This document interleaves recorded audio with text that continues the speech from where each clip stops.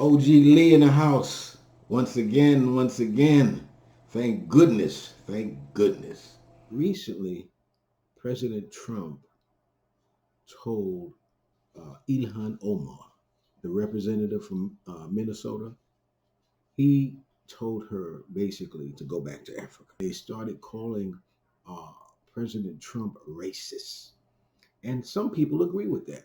The fact that he told a black person in this day and time to go back to Africa, or at any point to go back to Africa is racist. We are adamant about not being racist in America or appearing to be. I thought this was really kind of hypocritical of America. We are expecting to allow people to come into America, people who are running away from political strife in their countries. And then we also know that people are running from poverty. That's just a global phenomenon. Anyone from a poorer country, obviously, with richer countries in their sights, sometimes they try to get to those countries. We have a Statue of Liberty that says, hey, send them to us. We'll take care of them, basically, is what the creed says. And so we have on our southern border especially, what they're even saying is a crisis. We have a bunch of migrants trying to come. So they're coming to America. Okay.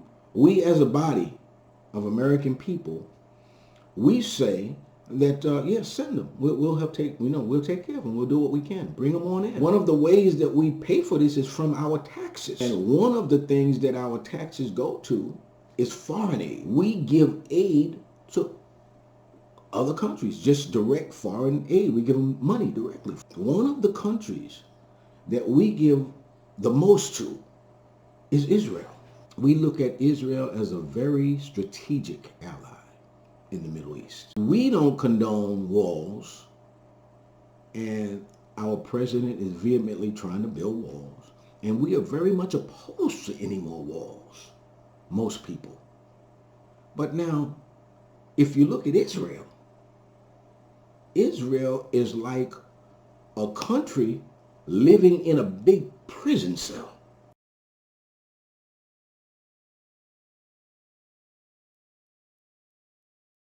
We give these people money to fortify this thing. Remember, we give them the most money of any foreign country. And so we're basically giving them the money to do this. Yet in our country, we say we don't want walls. And I don't understand what is so sacred about Israel that we should say that it needs to be walled off, whereas America does. We give Israel this aid. We are sacred to Israel. We even look at it from a biblical standpoint. Falasha Jews who have been in Israel for a long time, some 3,000 years maybe or more, and yet these people are being discriminated against in Israel, and nobody pays attention to that. Israel, because of where it sits, its proximity to Africa makes it attractive for African migrants who are running from political strife and economic poverty in their respective countries. Israel, the country that we give the most foreign aid to, is able to outwardly discriminate against those black people. This came up last year, but most people, it just skimmed over. We didn't hear very much about it. I looked, I said, wow, this is news, man. No one is even thinking about this. This was March 2018.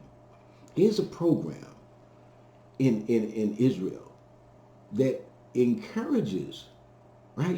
President Trump said, go back to Africa, and people were upset. This is what Israel does. Not just say go back to Africa.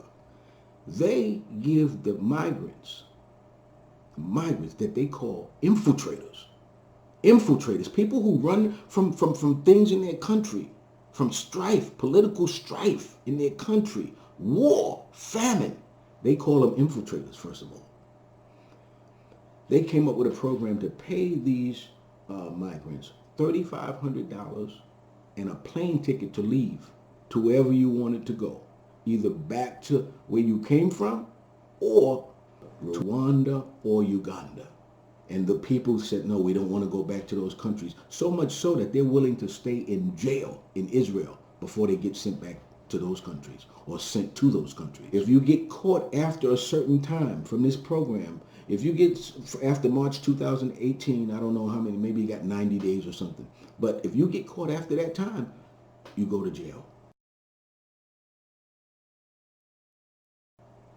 indefinitely. The bottom line is we're paying you to leave, go back to Africa. If you don't take this money and you decide to stay, we catch you, we put you in prison indefinitely. Now you tell me as a country that we're giving the most foreign aid to our ally, why are we espousing something like that? Now wait a minute now, wait. We're not talking about Palestinians that they've been having this, feud with since, 1948. We're not talking about Palestinians. We're talking about Africans.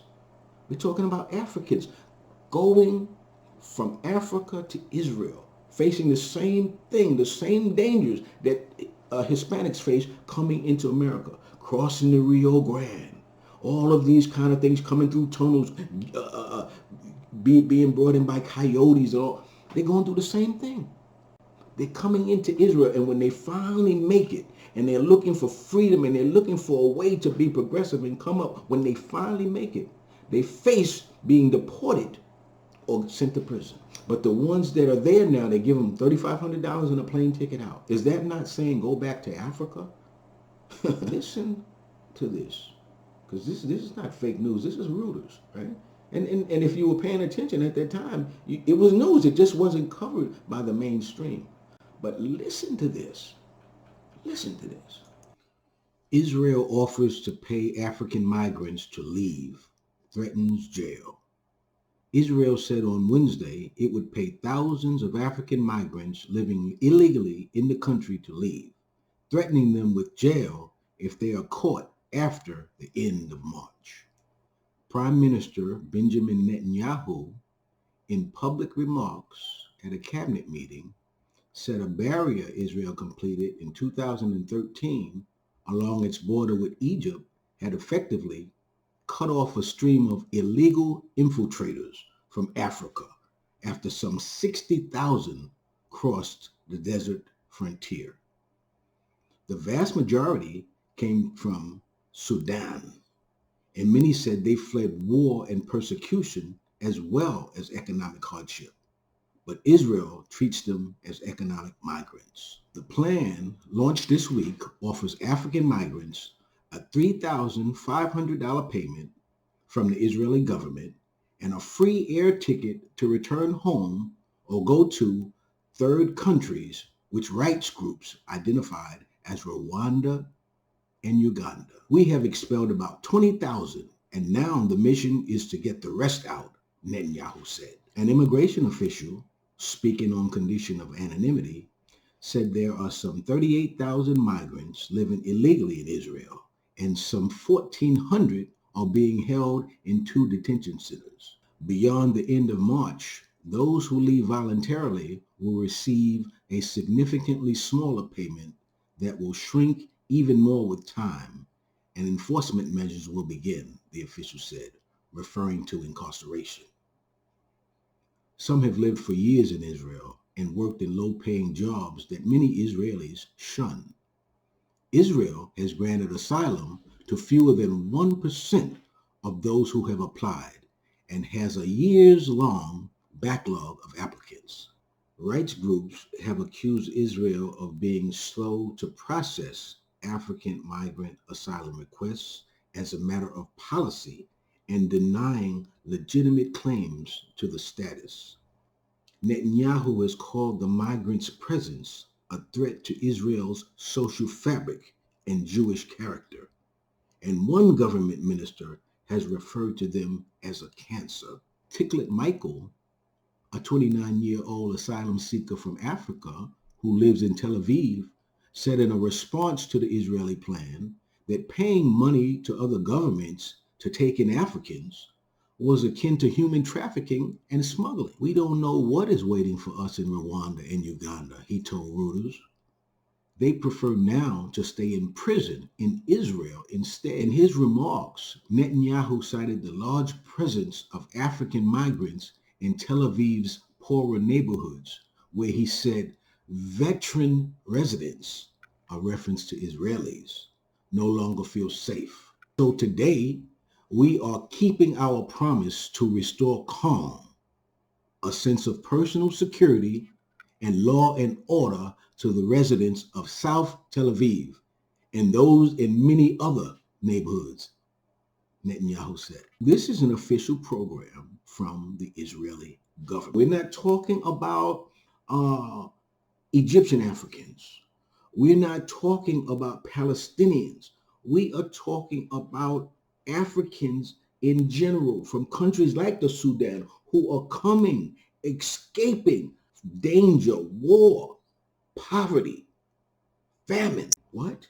You mean to tell me you want to pay them $3,500 to go back to that or imprison them indefinitely? And they affect the social fabric of Israel. In other words, he's saying these black people are going to stifle our progression. These niggas is going to hold us down. We don't need these people. They're working low-wage jobs, blah, blah, blah. And it's the jobs, of course, that Israelis won't do anyway. This is Israel. Our largest ally, our most trusted ally, right? The ally that we give the most financial aid to. This is what they do. And we sit back as Americans and we pay for it.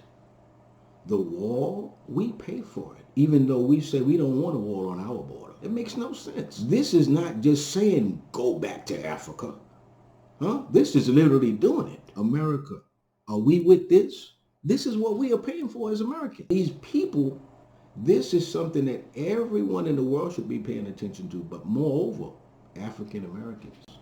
We also need to talk about as people, but as black people, we should be thinking about it. What is the American policy, the American immigration policy on Haiti? There is a policy to turn the Haitians away before they ever touch down in America.